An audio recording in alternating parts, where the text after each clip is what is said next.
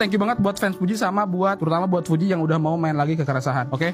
Gue masih heran gitu. Gue masih bingung kenapa masih ada orang-orang yang gak suka sama Puji. Padahal kalau misalnya kita lihat kontennya, konten lu tuh gak pernah nyinggung orang, gak pernah ngomongin orang, gak pernah ngerandain orang. Konten lu tuh selalu konten lu tuh selalu banyak ditiru orang-orang dan orang-orang ikut viral juga. Ya, jadi inspirasi juga. Dan kalau misalkan lu lihat lagi podcast Puji ya, dimanapun itu, dia gak pernah ngomongin orang, gak pernah nyinggung orang, gak pernah ngerendahin orang. Yang dia omongin setahu gue cuma tentang dirinya sama karirnya.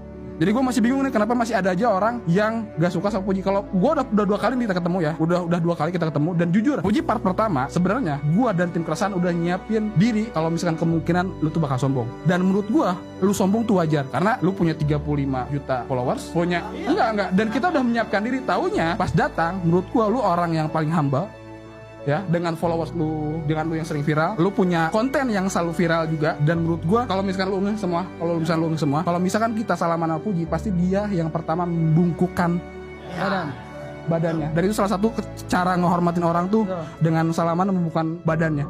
ini gua buat orang-orang yang gak suka sama Puji ya. Ini buat orang-orang yang gak suka sama Puji, ingat dengerin gua yakin kalau misalkan lu ketemu di jalan, lu pasti bakal minta foto sama Puji. Dan gua yakin kalaupun Puji tahu lu hatersnya, Puji masih bakal mau foto bareng sama lu. Jadi buat haters Puji, jangan sampai endingnya lu malu sendiri. Thank you. Makasih gua.